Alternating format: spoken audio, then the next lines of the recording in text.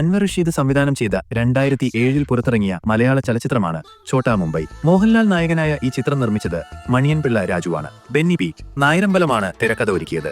Box office പ്രകടനം: ഛോട്ടാ മുംബൈ ഒരു block buster ഹിറ്റായിരുന്നു. ഏകദേശം 3.5 കോടി രൂപ മുടക്കുമുതലിൽ നിർമ്മിച്ച ഈ ചിത്രം ബോക്സ് ഓഫീസിൽ നിന്ന് ഏകദേശം 8.5 കോടി രൂപയോളം കളക്ഷൻ നേടി. 2007 ഏറ്റവും കൂടുതൽ കളക്ഷൻ നേടിയ ചിത്രങ്ങളിൽ ഒന്നായിരുന്നു ഇത്. ചിത്രത്തിന്റെ സവിശേഷതകൾ: ഹാസ്യവും ആക്ഷനും, കോമഡി, ആക്ഷൻ, ഡാൻസ്, റൊമാൻസ്, സൗഹൃദം എന്നിവയുടെ മികച്ച ഒരു മിശ്രണമായിരുന്നു ഈ ചിത്രം. മോഹൻലാലിന്റെ പ്രകടനം: തല എന്ന് വിളിപ്പേരുള്ള വാസ്കോ ഡ ഗാമ എന്ന കഥാപാത്രമായി മോഹൻലാൽ ചിത്രത്തിൽ നിറഞ്ഞാടി. സിദ്ദിഖ്, മുള്ളൻ ചന്ദ്രപ്പൻ, ജഗതി ശ്രീകുമാർ, പടക്കം ബഷീർ, കലാഭവൻ മണി, വില്ലനായ നടേശൻ, ബിജുക്കുട്ടൻ, സുശീലൻ, രാജൻ പി ദേവ്, പാമ്പ് ചാക്കോച്ചൻ എന്നിവർ ഈ കഥാപാത്രങ്ങളെല്ലാം പ്രേക്ഷകരുടെ മനസ്സിൽ ഇടം നേടി. ഫോർട്ട് കൊച്ചിയുടെ പശ്ചാത്തലത്തിൽ ഒരുക്കിയ ഈ ചിത്രം അവിടുത്തെ പ്രാദേശിക ജീവിത രീതിയും സൗഹൃദങ്ങളും രസകരമായി അവതരിപ്പിച്ചു.